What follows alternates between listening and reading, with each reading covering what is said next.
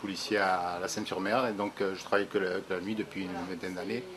Et toutes les interventions les plus insolites que j'ai vécues personnellement, je les raconte en forme de nouvelles.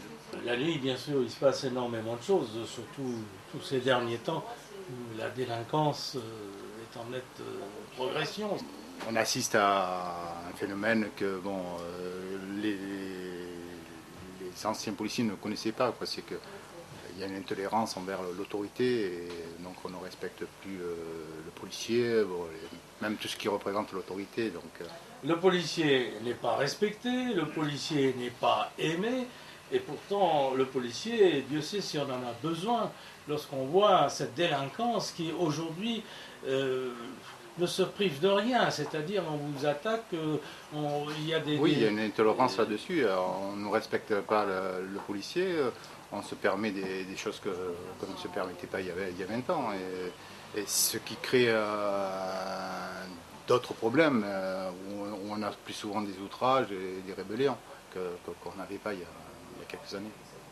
Et paradoxalement, le policier n'est pas toujours suivi par sa hiérarchie. Ça arrive souvent. C'est vrai aussi parce qu'on nous demande plus de chiffres, plus d'activités, mais en contrepartie, on nous dit faites attention à ça, n'utilisez pas ça, soyez prudents, respectez.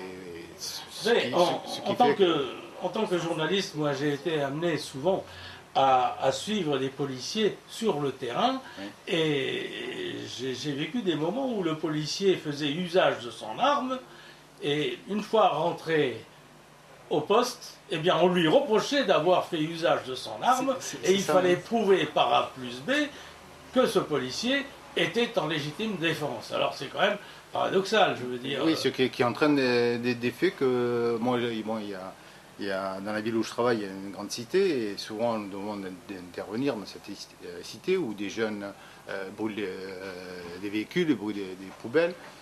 Quand on intervient, ils nous jettent des pierres, nous insultent.